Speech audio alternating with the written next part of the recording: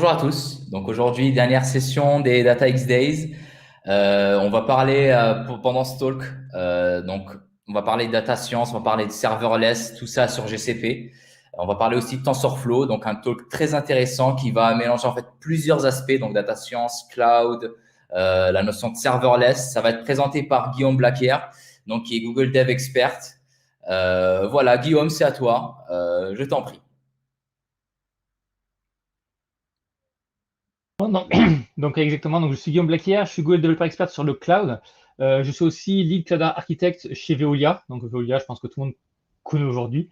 Et aujourd'hui, donc le but c'est de vous présenter quelle plateforme serverless utiliser sur GCP pour servir un modèle TensorFlow. Alors le titre est un peu long, avec des mots un peu compliqués ou un peu tordus. Donc je voudrais juste faire un focus sur sur trois mots principaux, je pense trois mots clés de ce titre. Le serverless, qu'est-ce que c'est que servir un modèle, et puis qu'est-ce que c'est que TensorFlow.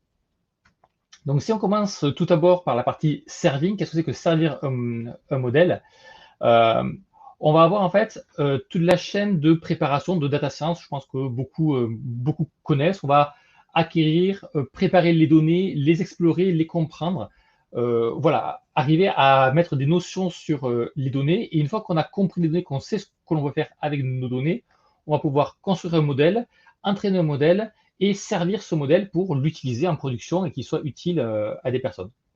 Alors moi, je ne suis pas data scientist à la base, hein, je suis plutôt cloud architecte, donc je sais mettre en place des services sur le cloud, mais j'ai fait un peu de TensorFlow pour m'amuser, mais je ne suis pas data scientist, hein, c'est pas vers moi qu'il va falloir se tourner, donc je vais parler uniquement de la partie serving, donc vraiment la partie qui est la plus extrême, une fois que le modèle a été construit et entraîné. Ensuite, on va parler de TensorFlow. Donc, TensorFlow, qu'est-ce que c'est? TensorFlow est un produit open source qui a été créé à la base par Google, qui est toujours utilisé par Google, qui est maintenu par Google, mais aussi par la communauté open source. C'est un framework open source qui permet de faire du machine learning, bien connu pour faire du deep learning, mais on peut faire aussi du machine learning, des régressions linéaires avec, on peut très bien en faire. Mais c'est surtout connu pour faire des réseaux de neurones qui sont assez puissants. Google l'utilise aujourd'hui, donc quand vous utilisez des outils, en tout cas des modèles d'intelligence artificielle de Google, avec Gmail, avec Maps, avec Google Photos ou autre, vous utilisez des modèles entraînés et construits avec TensorFlow.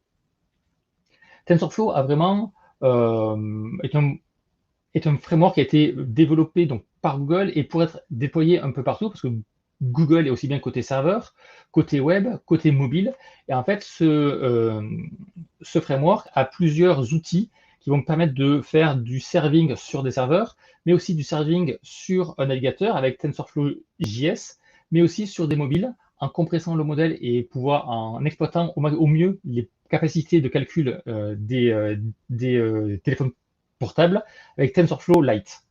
Donc c'est pour ça que TensorFlow a une telle popularité aujourd'hui. Et avant de conclure sur TensorFlow, je voudrais juste expliquer le nom parce que bon, c'est des fois assez mystérieux. En tout cas, mais je l'ai appris, ça m'a plu de comprendre pourquoi est-ce que TensorFlow avait ce nom-là. En fait, ce qu'il faut savoir, c'est qu'un tensor est un objet mathématique, une représentation mathématique de la donnée. Un tensor de dimension 0, c'est un chiffre, c'est un scalaire. De dimension 1, ça va être un vecteur. De dimension 2, ça va être une matrice, etc., etc. On peut aller dans des dimensions qui sont très, très grandes, au-delà de ce qu'on peut se représenter euh, psychiquement dans la tête. Et ensuite, on va prendre cet objet mathématique et on va le faire passer à travers une succession de transformations, multiplications, additions, voilà, qui est en fait un flux de traitement. Voilà, donc un flow en anglais. Donc TensorFlow, c'est cet objet mathématique que l'on fait passer à travers un flux de transformation. Dernier aspect, qu'est-ce que c'est que le serverless? Donc le serverless, on va le voir de deux manières. La première, celle que l'on connaît bien, l'approche que l'on connaît bien, c'est l'approche opérationnelle, qui est de se dire, dans le serverless, on n'a rien à gérer. On ne gère pas les serveurs, on ne gère pas le réseau, on ne gère pas les patchs, on ne gère pas les backups, on ne gère pas la haute dispo. Tout ça, c'est géré par le cloud provider, donc je ne m'en occupe pas. Et je vais payer uniquement en fonction de mon usage. Donc ça, c'est le modèle que l'on connaît le mieux. Alors, le paiement à l'usage, ça va dépendre un petit peu des cloud providers, mais en tout cas, dans l'idéal, en tout cas, c'est ça. Il va y avoir aussi un modèle plutôt programmatique, plutôt pour les développeurs. Comment est-ce qu'on peut voir ça? En fait, on peut imaginer que les développeurs, les data scientists, hein, c'est la même chose. On va développer des services pour amener de la valeur aux utilisateurs. Et en fait, on va déclencher ces services sur des événements. Ça peut être des événements du cloud.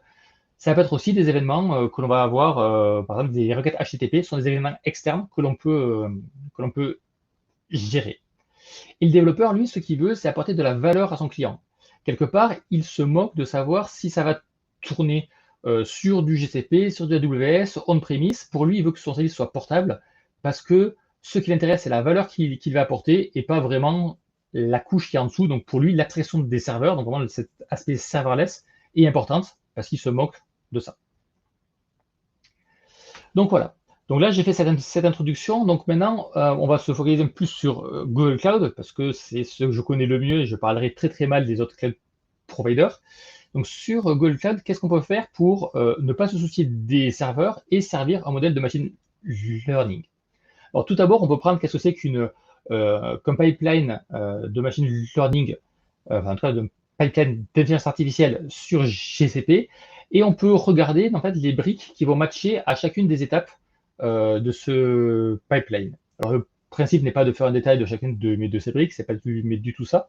Mais dès qu'on parle de modèle, donc de construire, d'entraîner ou de servir un modèle, il y a une plateforme qui ressort, qui s'appelle AI Platform, qui va permettre donc justement de construire, d'entraîner et de servir ce modèle de manière assez simple. Donc au niveau du serving, qu'est-ce que va permettre de faire la plateforme? Elle va permettre de faire de la prédiction en mode online ou de la prédiction en mode batch. Alors le batch, on le verra juste après. Quelle est la différence? Le online, c'est du real-time. Il va y avoir l'utilisateur qui est sur un site web, qui va cliquer sur un bouton. Et en temps réel, on va pouvoir lui faire une prédiction par rapport aux données qu'il a données sur le site web. Le mode batch, on le verra après, c'est plutôt je fais un gros batch tous les jours ou tous les mois, et puis je fais des calculs, et puis ensuite j'ai plus besoin de mon modèle jusqu'au prochain batch. Donc quand on veut l'avoir online, il faut que le modèle soit toujours déployé quelque part, quelque part qui va répondre et réagir immédiatement dès qu'il y a une requête qui arrive sur ce modèle. Sur AI Platform, il y a une machine qui est aujourd'hui generally available. Ça veut dire que Google a des SLA s'il ne respecte pas ses agréments son niveau d'agrément de service. Cette machine, aujourd'hui, il y a un seul type de machine, hein, elle est assez petite. Il y a un seul vCPU mais possible, 2 gigabits de mémoire et pas de GPU possible. Cette machine va être peu coûteuse. Alors, elle est peu coûteuse parce qu'elle est petite, ça c'est une chose, mais aussi peu coûteuse parce qu'en fait, quand vous allez faire une requête, la machine en fait, c'est une instance qui va démarrer de manière automatiquement. Elle va rester active pendant 15 minutes. Donc, vous allez payer pendant 15 minutes. Et au bout de 15 minutes, s'il n'y a pas de nouvelles requêtes, la machine va s'arrêter. Donc, en fait, dès que vous n'avez pas de trafic, vous ne payez pas. Donc, on a vraiment du pay as you use. Et dès que vous avez du trafic, la machine va commencer. Et si vous avez beaucoup de trafic, ça va scaler. Donc, en fait, la plateforme va automatiquement ajouter des instances pour absorber tout le trafic que vous avez sur votre site web. Donc cette machine a quelques années maintenant, donc là cette version a quelques années, et il y a donc TensorFlow qui est supporté sur cette machine, mais pas que. Il y a aussi Scikit-learn et XGBoost que vous pouvez utiliser en fait comme autre framework d'intelligence artificielle si vous le souhaitez. Donc ça c'est très bien. Le problème de ça, c'est que si vous avez des modèles un peu gourmands, que ce soit aussi bien en CPU, en mémoire ou même qui demandent des GPU, mais par exemple là, il y a le modèle BERT qui permet de faire du NLP. Donc je sais pas, j'ai zappé le nom, c'est pas grave. En tout cas, voilà, qui demande du GPU pour être efficace. Et donc en fait, il y a des nouvelles machines qui sont sorties en bêta, qui sont plus puissantes, plus grosses, avec des CPU, mais des GPU. Donc ça, c'est depuis le mois de septembre, hein, ça fait 9-10 mois que ça c'est sorti. Donc c'est un bêta, donc ça veut dire qu'aujourd'hui, vous pouvez les utiliser. Les bêtas sur GCP sont très stables, donc il n'y a pas trop de problèmes. Par contre, il n'y a pas de SLA. Donc si un jour ça tombe pendant 3 jours, bah, Google ne va pas vous financer, vous n'allez pas avoir de contrepartie financière de la part de Google, c'est tant pis. Mais malgré tout, les services bêta chez Google sont très très stables et donc vous pouvez les utiliser en production. Et là, donc vous avez du CPU, du GPU et jusqu'à 200 Go de RAM, donc vous êtes assez libre. Par contre, la contrepartie de ça, c'est que la plateforme est plus chère. Pourquoi elle est plus chère? Déjà parce que les machines sont plus grosses, mais pas que. C'est parce que si la plateforme ne va pas scaler à zéro, c'est-à-dire que lorsque vous n'avez pas de trafic, alors que dans la version GA, vous scalez à zéro, vous ne payez rien. Avec la version bêta, vous avez uniquement, toujours une machine qui est au minimum up. Donc, ça veut dire que vous allez au moins payer 2 CPU au minimum, et puis vous n'allez pas pouvoir descendre en dessous. Alors, ce qui est très bien, il n'y aura pas de démarrage, donc ce qu'on appelle le call start. Si vous avez une requête qui arrive, l'instance sera déjà up, il n'y aura pas à la démarrer, donc ça va aller très très vite à la première requête. Par contre, eh bien, ça va vous coûter tout le temps. Donc, pour certains use cases, ça se vaut, mais pour d'autres, attention. Et encore une chose, c'est que comme c'est une machine qui est en bêta, forcément, et que Google a beaucoup d'affinités avec TensorFlow, pour l'instant, cette version-là est utilisable qu'avec TensorFlow. Je pense que plus tard, quand ça va passer en GA, il y aura d'autres frameworks acceptés, mais pour l'instant, c'est que du TensorFlow. Donc, on a aujourd'hui cette solution qui est possible en mode online. C'est très simple de déployer. Vous avez une commande à faire. Une fois que votre modèle est entraîné, vous faites une ligne de commande et vous déployez automatiquement votre système. C'est très bien, sauf que typiquement chez Veolia, on a eu ce problème-là, c'est qu'on a aujourd'hui des clients qui partent avec nous, donc qui nous font confiance, des collectivités, notamment c'est des collectivités ou des communes, parce qu'on vend beaucoup d'eau, qui nous font confiance sur un service. Et à la fin du contrat, ils nous disent, ben, nous, on veut quand même pouvoir récupérer l'informatique parce qu'on on veut pouvoir l'exploiter par nous-mêmes ou le donner à un tiers, enfin, en tout cas, le faire exploiter par un tiers. Donc, on veut récupérer ce bien de retour, comme il appelle.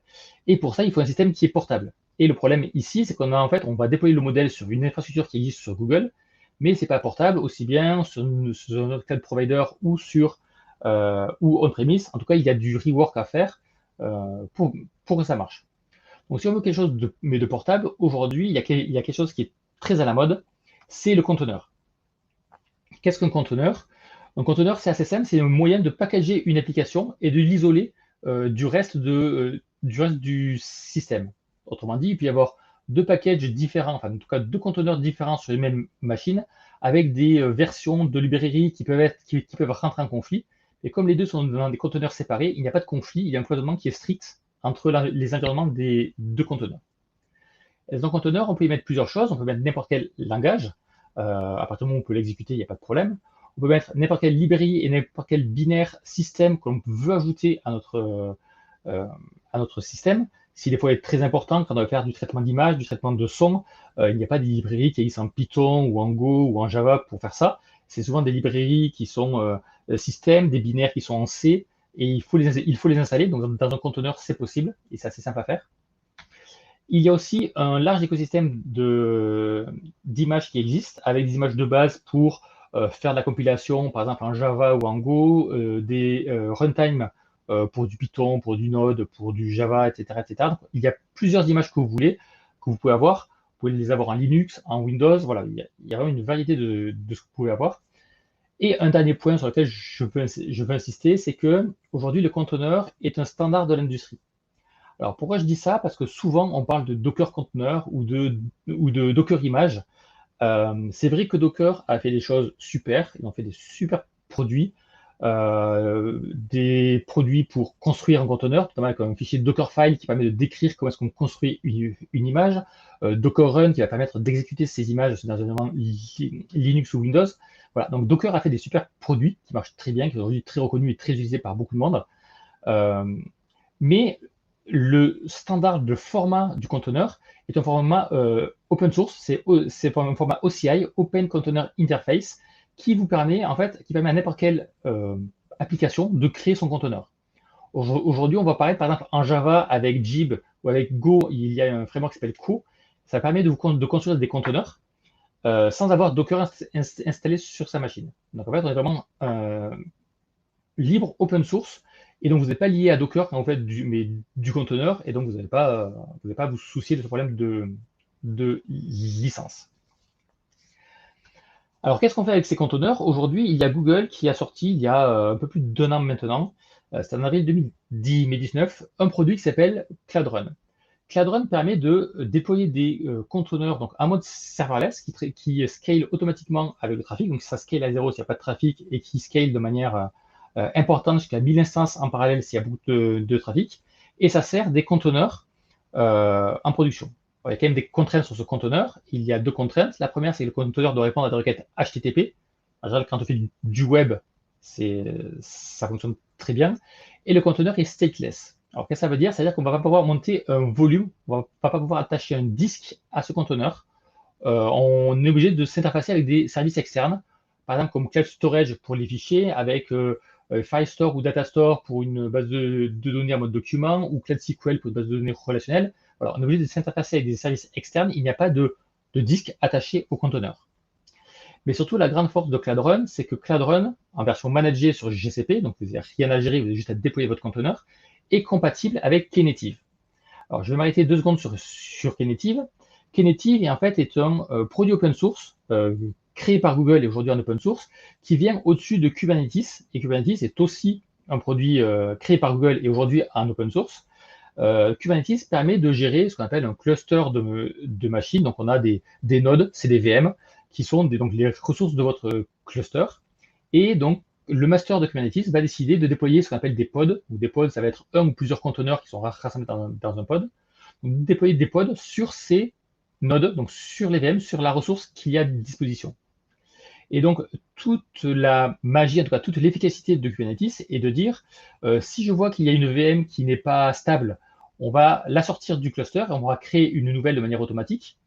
Si je vois que je n'ai pas assez de ressources pour déployer un nouveau pod, à ce moment-là, je vais créer une nouvelle machine, je vais l'ajouter dans mon cluster et je vais pouvoir déployer mon nouveau pod sur cette machine parce qu'elle sera neuve et il n'y aura pas de ressources prises. Et s'il n'y a plus de trafic, s'il n'y a plus assez de ressources prises, il y a des machines qui ne servent à rien, et bien je vais éteindre des machines. Et comme ça, avec Kubernetes, on a un cluster qui s'auto-corrige, c'est-à-dire que dès qu'une machine ne va pas bien ou dès qu'un pod ne va pas bien, il est évincé, un nouveau est créé à la place. Et s'il y a besoin de scalabilité, à la hausse ou à la baisse, Kubernetes manage ça de manière automatique. Donc ça fait beaucoup de choses, sauf que ça se base uniquement sur la consommation de CPU et de mémoire. En tout cas, la scalabilité se base sur la consommation de CPU et de mémoire, et pas sur le trafic réseau, pas sur le trafic Internet.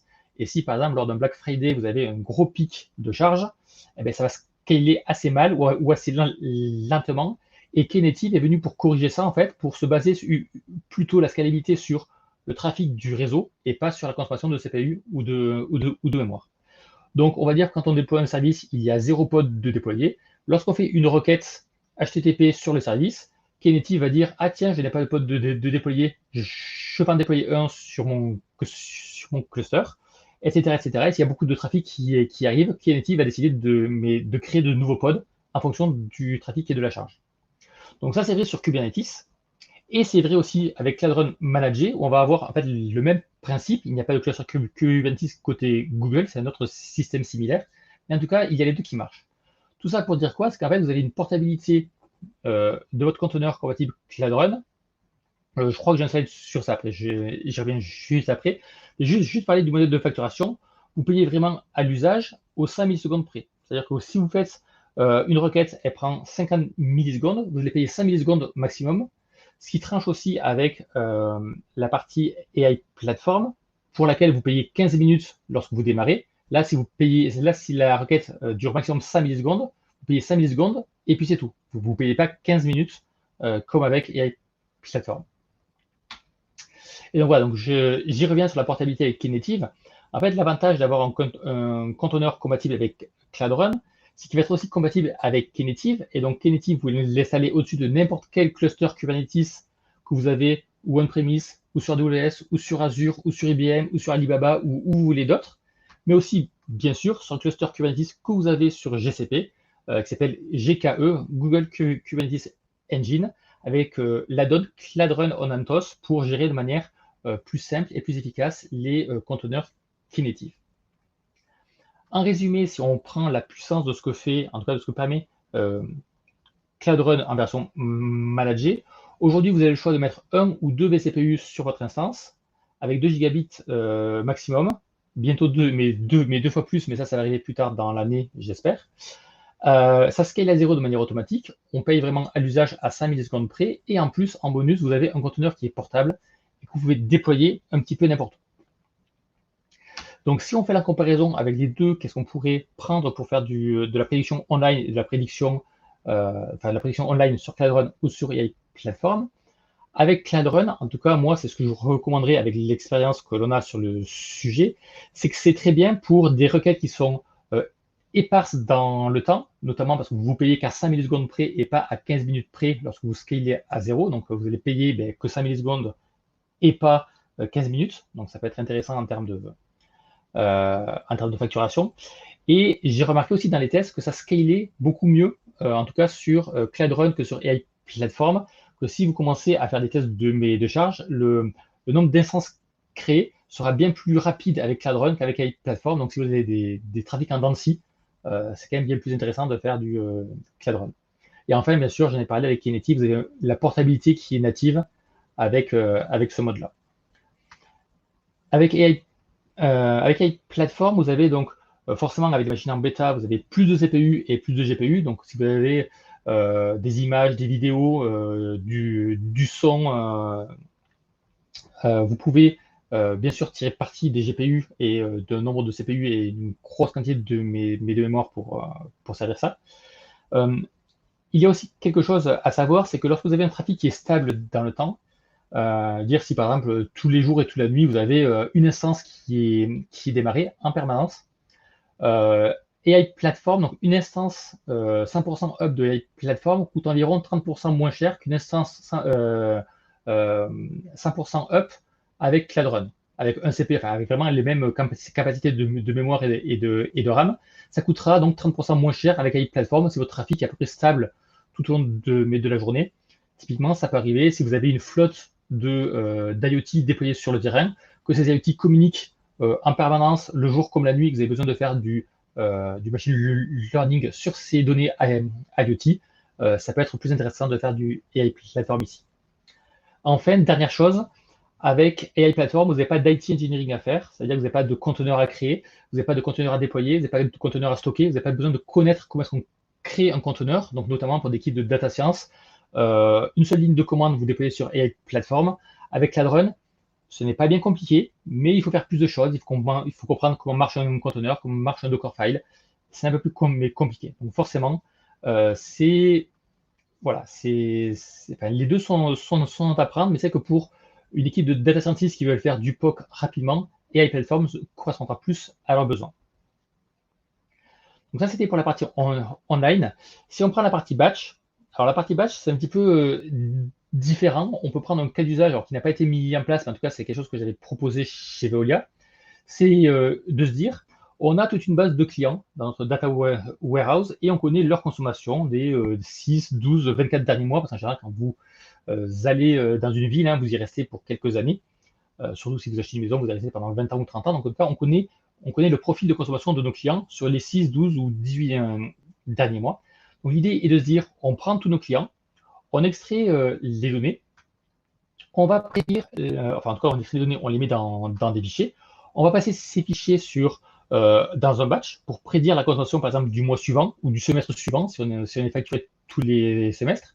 On va stocker les résultats dans des fichiers. Et ces résultats, on va les recharger dans notre data warehouse.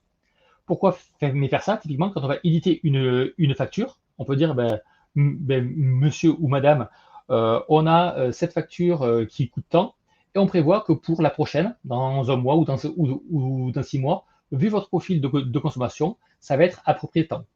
Donc ça, on peut très bien le faire. Donc on peut faire de la prédiction tous les mois ou tous les 6 mois comme ça. Donc ce modèle marche bien avec Google Cloud, c'est ce qu'on a implémenté au tout début. On peut donc matcher différentes briques. Donc avec le data warehouse sur Google Cloud, c'est plutôt BigQuery. On a vraiment une grosse base de données SQL, en tout cas fait pour de l'analytics.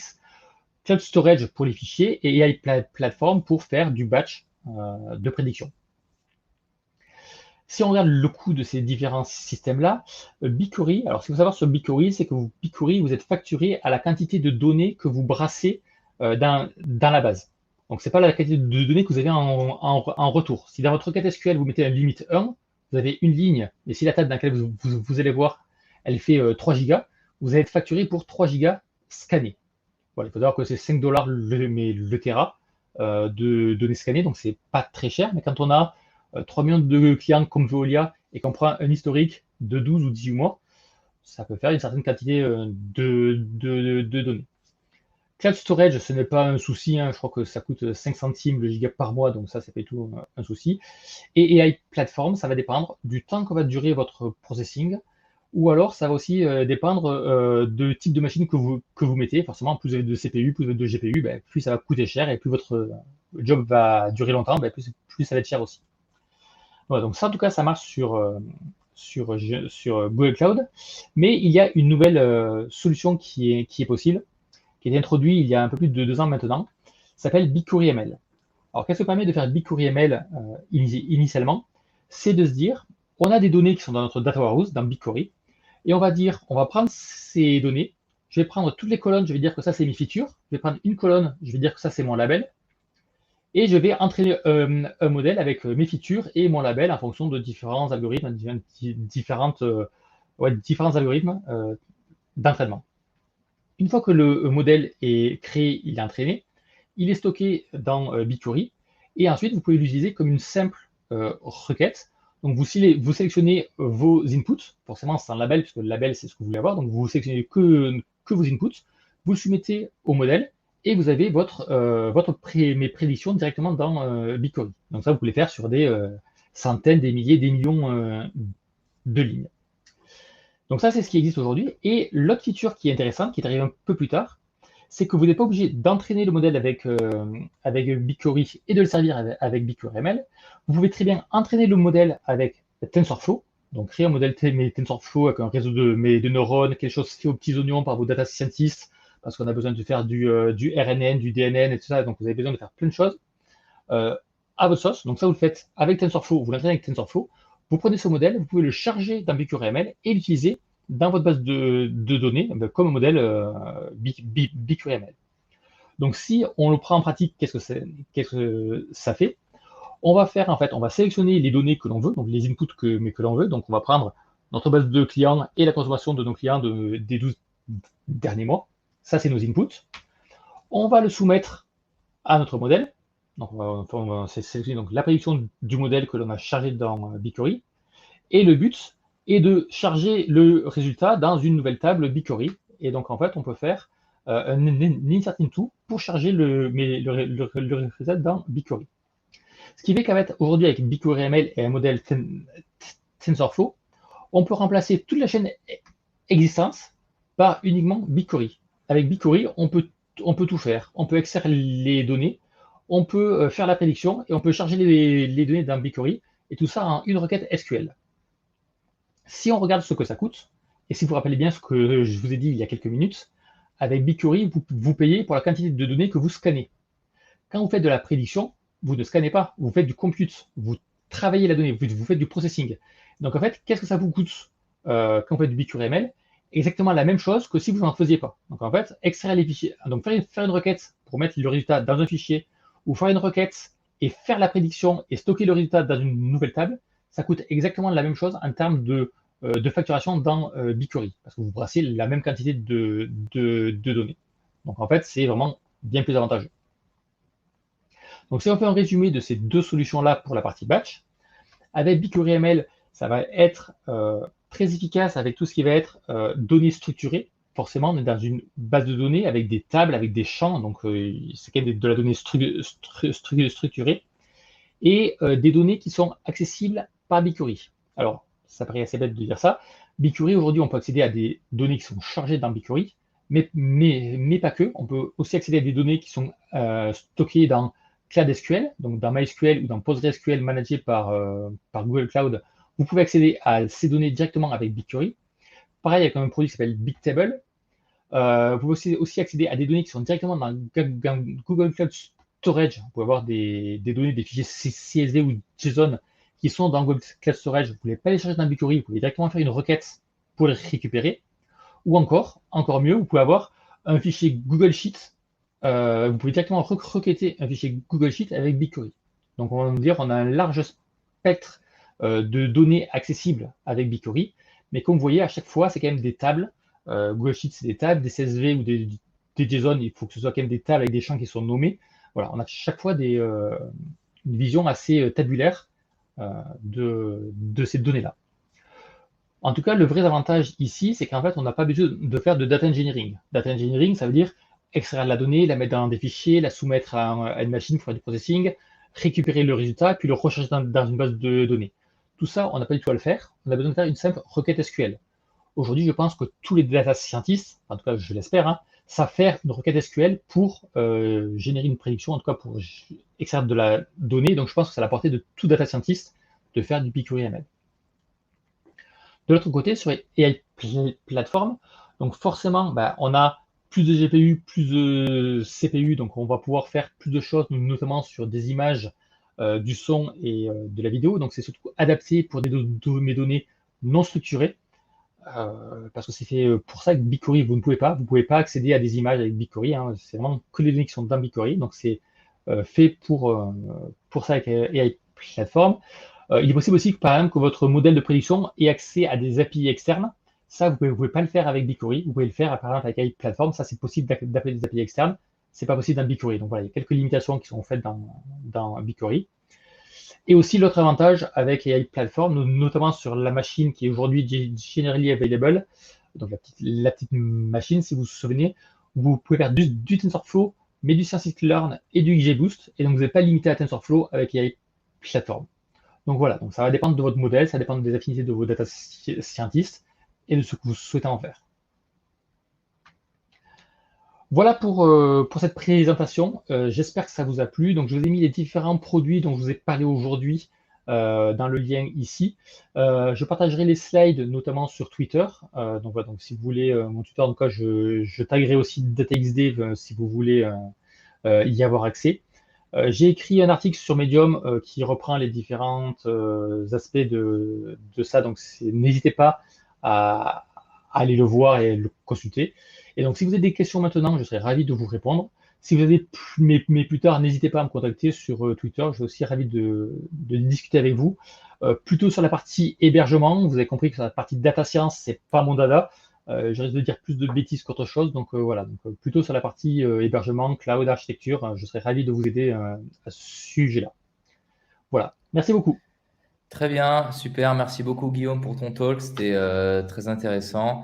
On a vu en fait ce que peut Google nous proposer pardon, pour la partie data science et mise en place en fait de modèles de machine learning de façon serverless.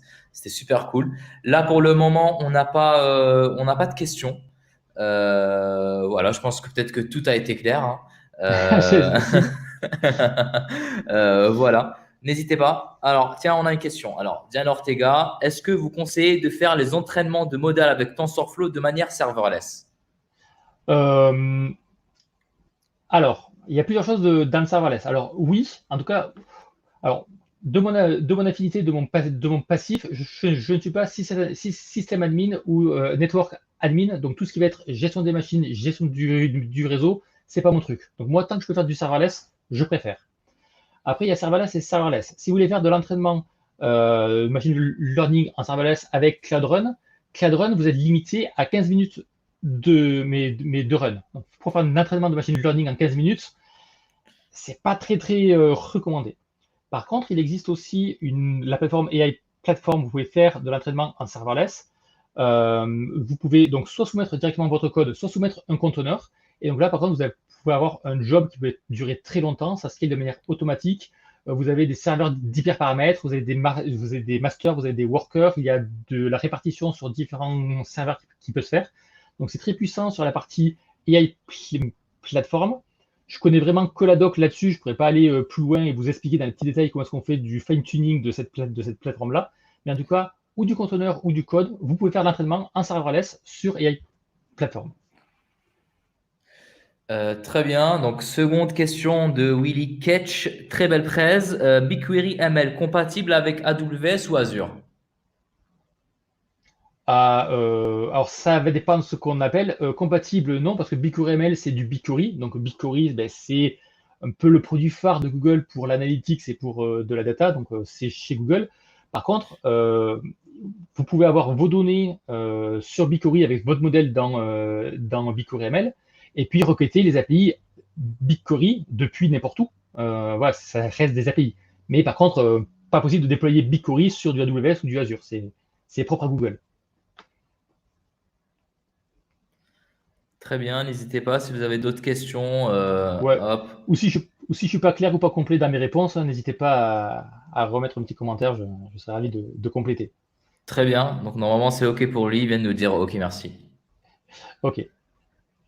Alors, Euh, alors s'il n'y a pas d'autres questions, j'ai juste un petit complément à faire.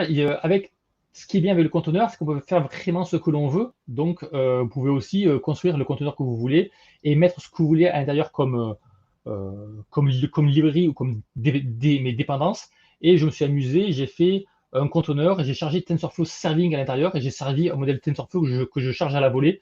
Comme ça, voilà, vous pouvez vraiment faire ce que vous voulez avec un conteneur et vous êtes assez libre à ce niveau-là, c'est assez souple et intéressant. Très bien, merci beaucoup. Alors, est-ce qu'il y a d'autres questions? Non, je pense qu'on a fait le tour. Il n'y en a pas pour le moment. Bah, écoute, merci beaucoup, Guillaume. Merci pour ton talk. Mais merci à vous de m'avoir accueilli, tout ça, c'était très bien. La plateforme est très sympa pour les speakers, donc merci beaucoup. Super. Très bien, merci bien. Merci beaucoup. Merci. N'oubliez pas les deux talks cet après-midi. Donc, un talk à 17h30 et un autre juste après 45 minutes ou 1 heure plus tard. Voilà, donc aujourd'hui, ça va être le dernier jour des DataX Days, la dernière session. Merci beaucoup. Merci bien.